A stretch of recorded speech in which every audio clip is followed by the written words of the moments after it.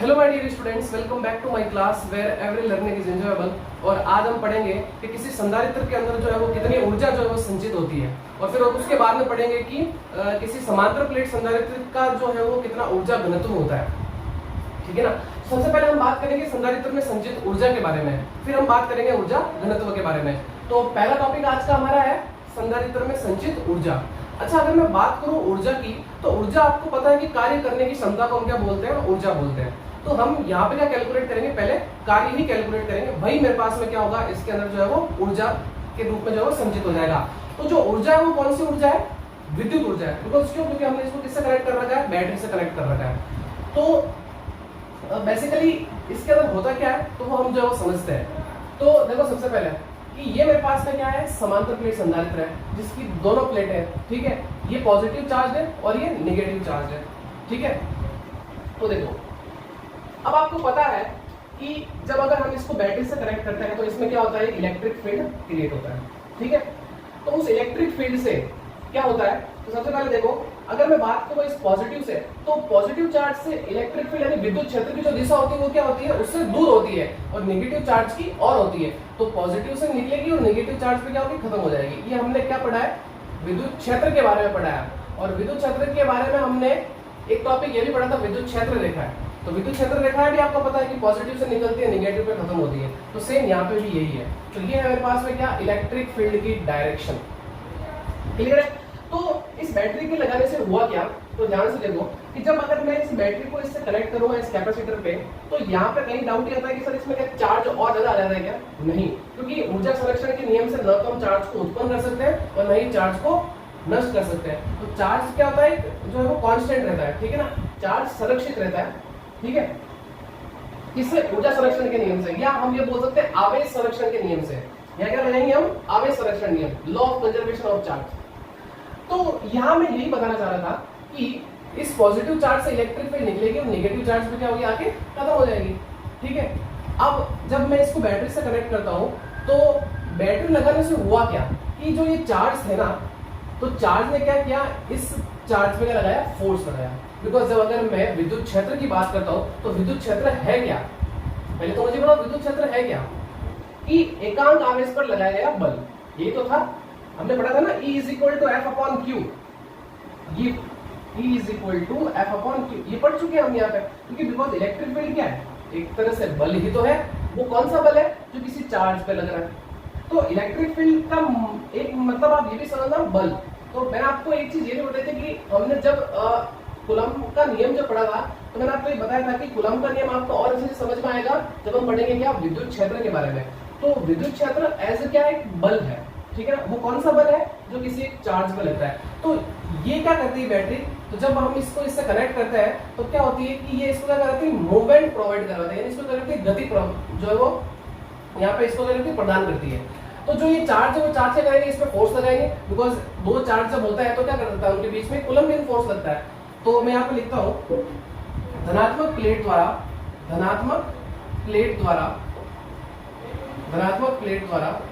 ऋणात्मक प्लेट पर लगाया गया बल।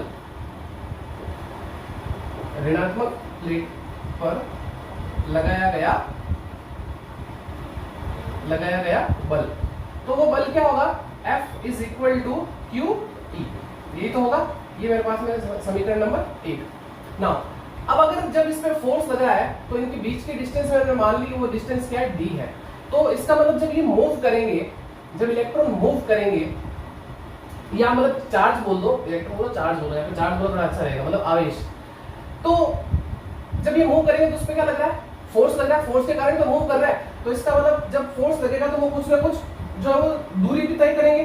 तो फोर्स इनटू डिस्प्लेसमेंट या बल इनटू विस्थापन, वो क्या होता है? मेरे पास में कार्य होता है। तो कार्य की बात करूं मैं यहाँ पे, तो कार्य मेरे पास में क्या निकल के आएगा? वो होगा W is equal to F into D. ये मेरे पास में समीकरण नंबर 2।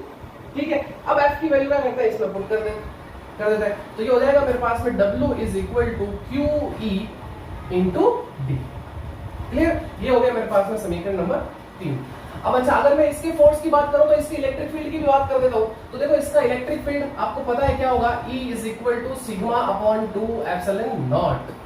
किसी चालकीय प्लेट के कारण, है ना, चालक प्लेट के कारण जो इलेक्ट्रिक फील्ड होता है वो यही तो होता है, E is equal to sigma upon 2 epsilon not.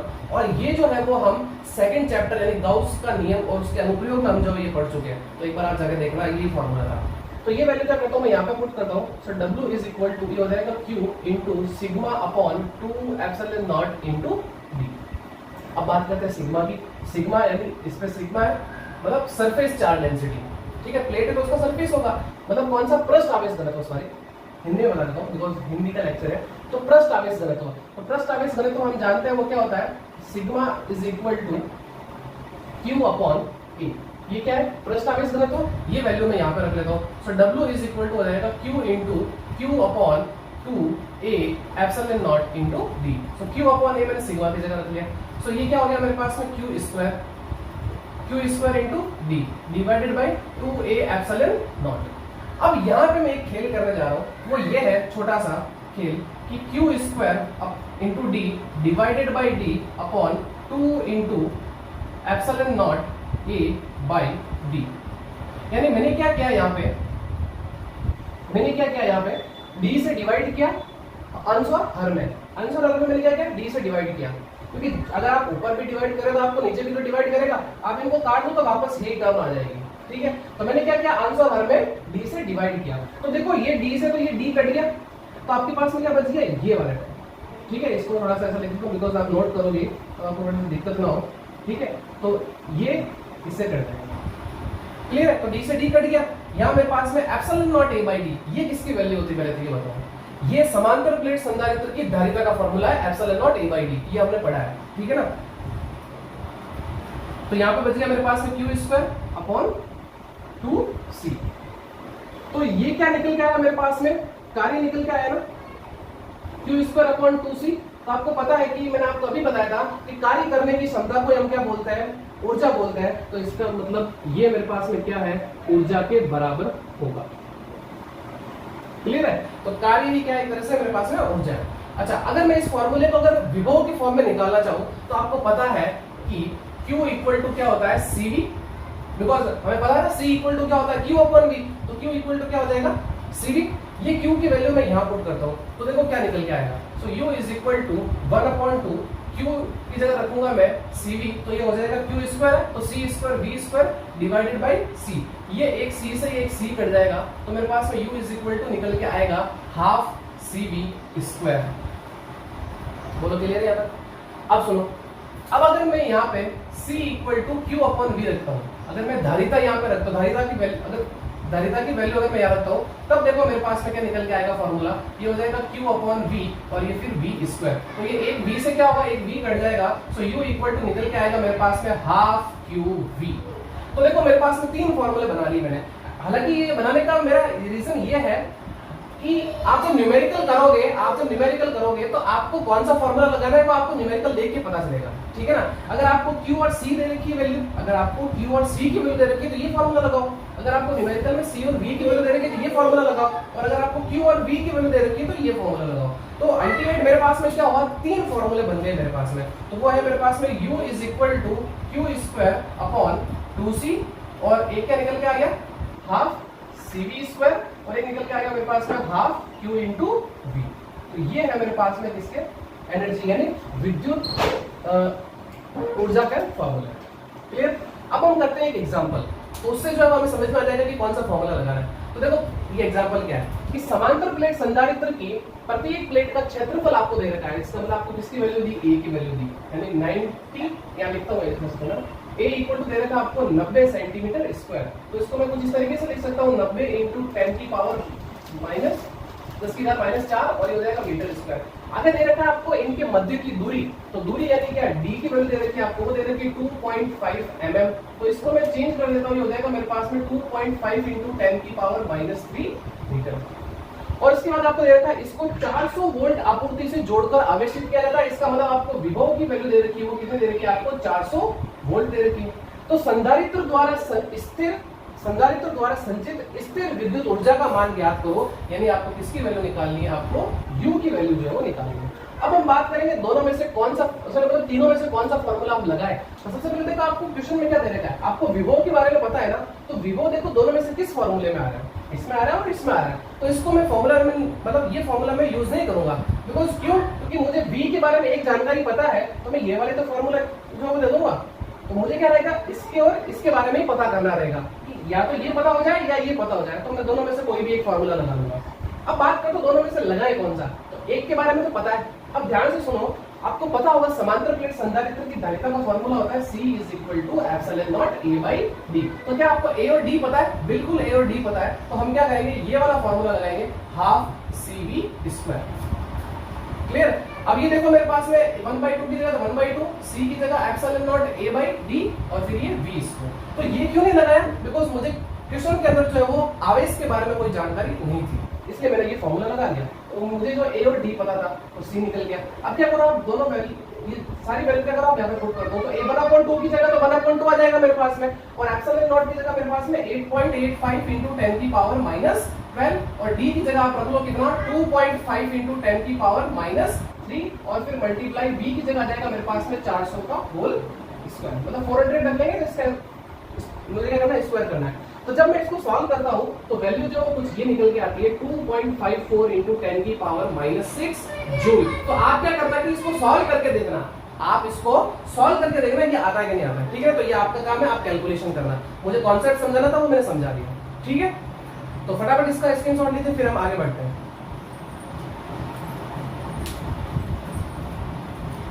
So students, बात करते हैं हमारे नेक्स्ट टॉपिक की, जो है समांतर प्लेट संधारित्र का ऊर्जा घनत्व। यानी इससे पहले हमने जो है वो समांतर प्लेट संधारित्र में संचित ऊर्जा के बारे में पढ़ लिया है। अब पढ़ेंगे हम समांतर प्लेट संधारित्र का ऊर्जा घनत्व। और ऊर्जा घनत्व की बात करूं तो इसके बारे में हम जो है वो सेकंड चैप्टर यानी गाउस का नियम तथा उसके अनुप्रयोग में हमने जब लेक्चर को खत्म करने आ रहे थे, वहां पे हमने जो है वो हम जो चैप्टर खत्म करने आ रहे थे वहां पे हमने जो है वो ये पढ़ा था कि विद्युत क्षेत्र के एकांक आयतन में ऊर्जा, तो एकांक आयतन में ऊर्जा को ही हम क्या बोलते हैं, ऊर्जा घनत्व बोलते हैं। तो जब हम एंड कर रहे थे तब हमने जो उस टॉपिक को पढ़ा था। तो अब यहाँ पे हमारे पास में समांतर प्लेट संधारित्र का ऊर्जा घनत्व, तो यहाँ क्या निकल के आएगा फॉर्मूला ऊर्जा घनत्व का, वहां पे हमारे पास में आया था 1/2 ε0 E²। तो यहाँ चेक करते हैं कि यहाँ ऊर्जा घनत्व क्या निकल के आता है। तो इस कॉन्सेप्ट को समझने के लिए ध्यान से सुनो, ये मेरे पास में एक समांतर प्लेट संधारित्र है, ठीक है। ये पॉजिटिव प्लेट, ये नेगेटिव प्लेट, दोनों के बीच की डिस्टेंस कितनी है, d, ठीक है। अब बात करो इस पे जो है वो पृष्ठ आवेश घनत्व सिग्मा, तो इस पे भी क्या होगा, पृष्ठ आवेश घनत्व सिग्मा, बिकॉज सेम प्लेटें होती है, ठीक है ना। और मतलब उनका जो क्षेत्रफल है वो भी क्या होता है, सेम होता है। तो यदि समांतर प्लेट संधारित्र की प्रत्येक प्लेट का क्षेत्रफल a है तथा उसकी प्लेटों को हमने क्या किया, q आवेश दिया, और पृष्ठ आवेश घनत्व क्या है मेरे पास में, सिग्मा है। तो अगर मैं इसके दोनों प्लेटों के बीच में कोई एक पॉइंट सेलेक्ट करूं तो इस पे जो है वो परिणामी विद्युत क्षेत्र कितना होगा वो हम कैलकुलेट करते हैं। सबसे पहले तो मैंने इसको प्लेट नंबर 1 दे देता हूं, इसको प्लेट नंबर 2 दे देता हूं। तो ध्यान से देखो, अगर इस पॉइंट पे इस प्लेट नंबर 1 के कारण जो इलेक्ट्रिक फील्ड होगा यानी विद्युत क्षेत्र की दिशा होगी वो क्या होगी, इससे दूर होगी यानी इस तरफ, और ये नेगेटिव प्लेट के कारण क्या होगी, इसकी और होगी, ये होगी मेरे पास में E2। तो दोनों की डायरेक्शन सेम है। तो यहाँ पे बात करता हूं मैं, तो दोनों प्लेटों के मध्य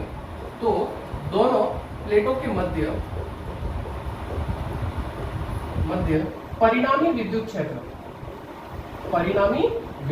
क्षेत्र, तो देखो वो क्या होगा, वो मेरे पास में हम ऐसे निकालेंगे। सबसे पहले मैं बात करता हूँ E1 और E2 की, तो देखो दोनों की वैल्यू सेम होगी और वो क्या होगी, σ/2ε0। आपको पता है कि किसी भी चालकीय प्लेट के कारण हमने विद्युत क्षेत्र का फॉर्मूला हम निकाल चुके हैं दूसरे चैप्टर के अंदर, गाउस का नियम तथा उसके अनुप्रयोग में उसकी थर्ड एप्लीकेशन, तो वो यही तो थी। तो देखो, और पहली बात तो ये कि वहां पे जो है वो विद्युत क्षेत्र जो है दूरी पे निर्भर ही नहीं करती थी, तो इसका मतलब इस प्लेट के कारण जितना विद्युत क्षेत्र होगा उतना ही इस प्लेट के कारण भी होगा। तो क्या होगा मेरे पास में σ/2ε0। तो आप पॉइंट कहीं पे भी कंसीडर करो, वैल्यू यही होगी इलेक्ट्रिक फील्ड की। तो परिणामी विद्युत क्षेत्र क्या होगा मेरे पास में, E = E1 + E2। ये है मेरे पास में क्या, परिणामी विद्युत क्षेत्र। तो E1 की वैल्यू क्या है, σ/2ε0, E2 की वैल्यू क्या है, σ/2ε0। तो दोनों को अगर मैं ऐड करूं तो मेरे पास में E = क्या निकल के आएगा, σ/ε0, बिकॉज दो बार हो जाएंगे ना ये, तो 2 से 2 कट जाएगा। क्लियर। अब सिग्मा हमें पता है, सिग्मा क्या होता है, Q/A, जिसको हम क्या बोलते हैं, पृष्ठ आवेश घनत्व, यही तो बोलते हैं। ट्रांसकावेस घनत्व। ये वैल्यू मैं यहाँ पे रखता हूँ, तो देखो E इज इक्वल टू मेरे पास में निकल के आएगा Q अपॉन ये एप्सिलॉन नॉट को ऐसे लिख देता हूँ और ये हो जाएगा मेरे पास में सिग्मा की जगह Q अपॉन E। और यहाँ से अगर मैं Q की वैल्यू निकालूं तो वो मेरे पास में निकल के आएगी एप्सिलॉन नॉट A E। इसको दे देता हूँ मैं इक्वेशन नंबर 2। अब अगर मैं बात करूं समांतर प्लेट संधारित्र की धारिता के बारे में, तो वो मुझे पता है समांतर प्लेट संधारित्र की धारिता, समांतर प्लेट संधारित्र की धारिता, तो उसका फॉर्मूला भी हम निकाल चुके हैं। वो क्या है, C equal to epsilon naught A by B। एक बार जाके चेक करना क्या ये फॉर्मूला आया था कि नहीं आया था मेरे पास में इसकी धारिता का। धारिता का फॉर्मूला है मेरे पास में C equal to epsilon naught A by D। अब अगर बात करूं मैं ऊर्जा की, बिकॉज मुझे क्या निकालना है, ऊर्जा घनत्व निकालना है ना, तो उसके लिए मुझे क्या निकालना पड़ेगा, सबसे पहले ऊर्जा तो निकालनी पड़ेगी। और ऊर्जा के लिए फॉर्मूला अभी हमने थोड़ी देर पहले निकाला था 1/2 Q² अपॉन C। ये फॉर्मूला क्यों लगाया, बिकॉज मुझे Q और C के बारे में पता है, तो मैं ये फॉर्मूला लगा देता हूँ। तब मैं क्या करता हूँ, Q और C की वैल्यू इसमें रख देता हूँ। तो मेरे पास में देखो ये हो जाएगा U इक्वल टू 1/2 Q की वैल्यू हो जाएगी, देखो क्या है मेरे पास में Q², तो ये हो जाएगा मेरे पास में एप्सिलॉन नॉट स्क्वायर और फिर A² और फिर E² और डिवाइडेड बाय C की वैल्यू मेरे पास में क्या है epsilon naught A by D। तो देखो क्या होगा, एक एप्सिलॉन नॉट से एक एप्सिलॉन नॉट कट जाएगा, ये मेरे पास में 2 बार है ना स्क्वायर है इसका, ठीक है। तो एक एप्सिलॉन नॉट से एक एप्सिलॉन नॉट कट जाएगा, एक A से ये एक A भी कट जाएगा। तो मेरे पास में बचा क्या, U इक्वल टू 1/2, यहाँ से बच गया मेरे पास में एप्सिलॉन नॉट, यहाँ से बचा A। इस D को क्या करता हूँ, ऊपर ले जाता हूँ, बिकॉज ये ऊपर चला जाएगा ना D, तो ये हो जाएगा मेरे पास में इसके साथ में रख लेता हूँ और ये मेरे पास में E²। अब देखो मैंने D को जो है वो A के साथ में क्यों रखा, D को जो है वो मैंने इसको A के साथ में क्यों रखा, तो देखो इसका मीनिंग क्या है, एरिया इंटू मतलब क्षेत्रफल इंटू दूरी। ये क्या बनेगा, देखो क्या ये आयतन बनेगा कि नहीं बनेगा, आप खुद सोचो। A मतलब एरिया किसमें होता है, मीटर स्क्वायर में। D क्या है, दूरी किसमें होती है, मीटर में। सो मीटर स्क्वायर इंटू मीटर क्या हो गया, मीटर क्यूब, और मीटर क्यूब किसकी यूनिट होती है, आयतन की यानी वॉल्यूम की। तो ये मेरे पास में बन जाएगा U is equal to half epsilon naught V into E²। तो ये तो निकल गया है मेरे पास में क्या, ऊर्जा। लेकिन अगर मैं बात करूं ऊर्जा घनत्व की, तो ऊर्जा घनत्व क्या होता है, एकांक आयतन में ऊर्जा। ऊर्जा घनत्व क्या होता है, एकांक आयतन में ऊर्जा। तो एकांक आयतन में ऊर्जा को हम क्या बोलते हैं, ऊर्जा घनत्व बोलते हैं। तो देखो एकांक आयतन में ऊर्जा, तो U अपॉन V यानी एनर्जी पर यूनिट वॉल्यूम। एकांक आयतन में ऊर्जा को हम क्या बोलते हैं, ऊर्जा घनत्व बोलते हैं। तो देखो एकांक आयतन मतलब डिवाइड करना, एकांक का मतलब क्या, डिवाइड भाई। और U की वैल्यू क्या मेरे पास में, half epsilon naught V E² divided by ये मेरे पास में V। सो V से देखो ये V कट जाएगा, तो मेरे पास में देखो U upon V equal to ये निकल के आ गया half epsilon not E²। Clear, तो ये है मेरे पास में क्या, ऊर्जा घनत्व, ठीक है ना। तो यही फॉर्मूला हमने जो वहां पे भी निकाला था, हाफ एप्सिलॉन नॉट E², ठीक है। तो देखो दोनों का फॉर्मूला क्या निकल गया है मेरे पास में, सेम निकल गया, ठीक है। और वहां पे भी हमने जो निकाला था यानी कि मतलब विद्युत क्षेत्र में, ठीक है ना, विद्युत क्षेत्र के एकांक आयतन में ऊर्जा ये निकल गई थी, जिसको हम क्या बोलते हैं, ऊर्जा घनत्व बोलते हैं। तो आई होप आपको ये समझ में आ गए होंगे दोनों टॉपिक आज के। नेक्स्ट वीडियो में या नेक्स्ट लेक्चर में हम बात करेंगे आवेशों के पुनर्वितरण की और ऊर्जा हानि की बात करेंगे। तो आज के लिए इतना ही, मिलते हैं नेक्स्ट वीडियो में। तब तक चैनल को ज़्यादा से ज़्यादा शेयर करिए, वीडियोस को लाइक करिए और चैनल को सब्सक्राइब करिए। तब तक thank you and good bye.